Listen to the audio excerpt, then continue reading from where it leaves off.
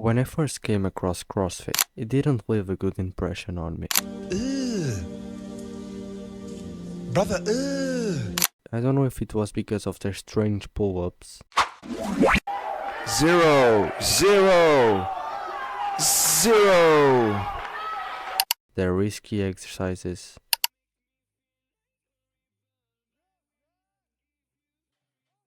or the countless articles calling them a cult. But from all of that, I just couldn't understand one thing. How can a brand with an annual revenue close to $100 million be so popular and so hated at the same time? It all started in a small gym in Santa Cruz, California, where Greg Glassman founded CrossFit in the year 2000. Greg believed that the current fitness training standards were For the bodybuilders, intensity comes down to how red your face gets and how big of a scene you make and how much you grunt and "Rah!" And I go, wow, that's intense. That's Mike Menser doing high intensity training. He aimed to create the fittest people on earth by developing a completely new style of training, CrossFit.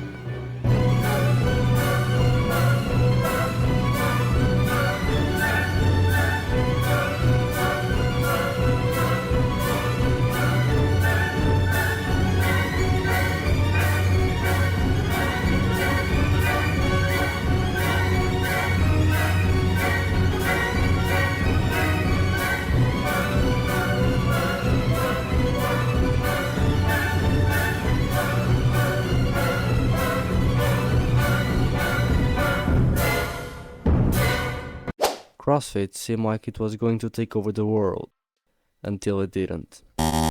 You see, people started to realize what CrossFit actually was and stood for. CrossFit is ideal for building cardiovascular endurance, or as I like to call it, the ability to lose gains. It's intense athletic training for the professional non-athlete. CrossFit is a sport that requires loads of technical movements, which require quite some skill to learn. And if you combine that with a fast-paced environment, where speed plays a big role, well, it's a recipe for disaster. Where people get hurt and in extreme cases, die. But what I'm about to tell you right now is even worse. This is Pukey the Clown, one of the official CrossFit mascots, that's worshipped by many. He represents the CrossFitters that often train to vomiting. My gym had a big old mural of Pukey the Clown on there because it was like, well, if you don't throw up, you're not working out. And if that scared you, then you don't want to meet Uncle Rhabdo, a clown dying from rhabdomyolysis, which is a condition where you train so hard that your muscles broke down. And the craziest part is that CrossFitters glorify this condition. But the most interesting thing is actually the countless articles and people referring to CrossFit as a cult. CrossFit is a lifestyle. It starts in the gym and it ends on your Facebook.